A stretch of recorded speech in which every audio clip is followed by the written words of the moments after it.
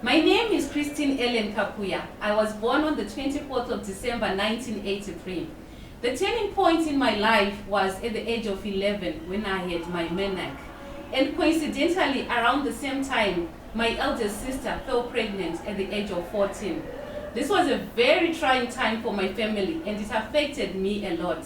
While I had my own personal problem to deal with, I was also failing to handle the family situation that we found ourselves in. When I communicated to my mother about my menarche, she was not fully empowered to orient me on menstruation. Besides the general aspects of menstrual hygiene and tracking my days, I did not receive much information from her and I really felt disempowered. She warned me sternly, "It's up to you. If you play with boys, you'll fall pregnant." And given the situation that we had at home, I vowed to myself that I would not play with boys at all. And I was shaken.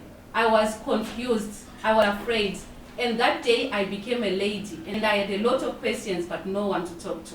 However, at the age of 13, my life took a positive turn. A representative from a health organization came to teach us about sexual and reproductive health. And I realized that my sister had fallen prey to teenage pregnancy because of a knowledge gap, which is premised on the fact that social-cultural beliefs hinder access to contraceptives by the adolescents, as they are deemed not fit to access contraception services by our society.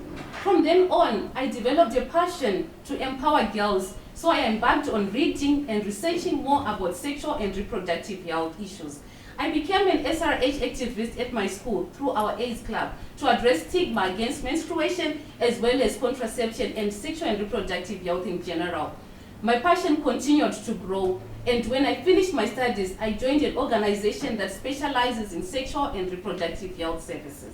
I joined SAFAIDS, which specializes in disseminating information on sexual and reproductive health services, especially to the adolescents and young people. I received mentorship from the then executive director, Lois Chingandu, on programming, and this really empowered me to make an impact on the lives of young people regarding sexual and reproductive health issues.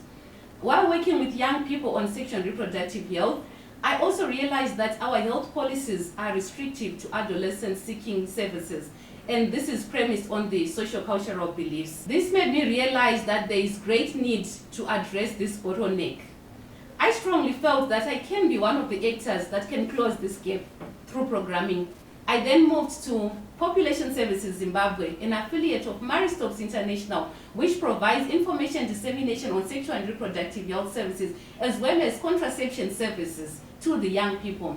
While working at Population Services Zimbabwe, I realized that there was a gap in terms of reaching the adolescents who are disabled. I then engaged the disabled adolescents in order to come up with effective communication tools to address the SRH gaps in their life. With the realization that this is a mammoth task, there is need for integration of all the players in the SRH sector to come together and address this gap.